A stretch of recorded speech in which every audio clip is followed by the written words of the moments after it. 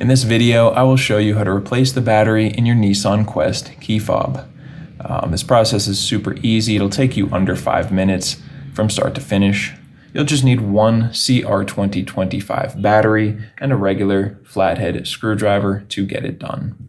If you don't have one of these batteries, go check out that first link down in the description. That link will take you over to Amazon where you can find these batteries for just a few bucks.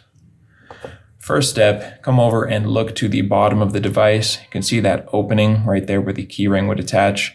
Put your flathead screwdriver in there and give it a twist just to open this thing up. You can also use a coin for this part.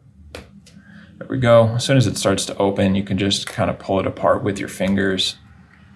And if it opens up like this, you're just going to take the rubber part with the little circuit board in there, and you can just go ahead and drop that in over here.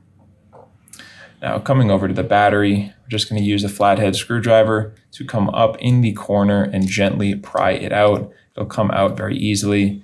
And then go ahead and grab your new battery. Again, it is a CR2025. When you're putting the new battery in, you want the positive side to be facing down. So just go ahead and press that into place, positive side down. Make sure that the rubber part here with the buttons is pushed down into place before reattaching the two halves of the device. There we go. That's all it takes. I hope this was helpful for you.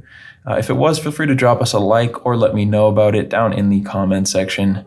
And if you ever need help with another one of your key fobs, you can come back, check us out here on YouTube or at our website, which is FobBattery.com.